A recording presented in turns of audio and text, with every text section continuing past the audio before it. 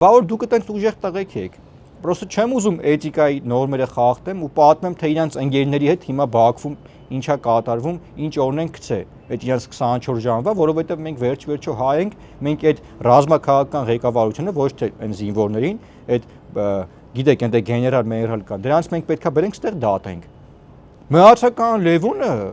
զորքը շարում էր, քֆուր էր ֆրցնում, ով որ գերի կընկնի։ Հիմա բերանս որ բացեմ կասեն գեյներին բան ասեց։ Ինչ գերի։ Գեներալ մարդ ինչ իրավունք ունի գնա հանձնվի։ Լավ մի հատ զենք չունեի, գրանտ չունեիք,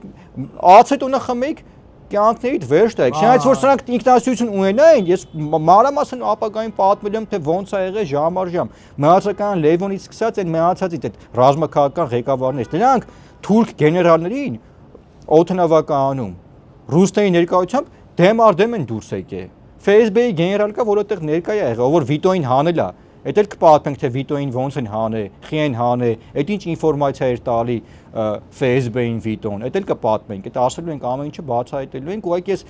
քնձխի ասուլիսը մեզ շեղեց մեր գրաֆիկից, բայց ոչինչ։ Այդ ժամանակ եթե սրանք ինքնասիրություն թասիբ ունենային, կհանեին մի երկու հատ ադրբեջանցի գեներալ կխփեին, իրանք էլ այդտեղ կզոհվեին բոյի մեջ։ Մենք էլ կասենք սրանք հերոս են, հերոսի մահով մեռան։ Նայում ես կադրը Բաքվի բանտից գեներալ տղայա նասկին լվացած բանից, այդ պարավոյից կախած։ Արա ձեր ապրելը քանի կոպեկ արժի։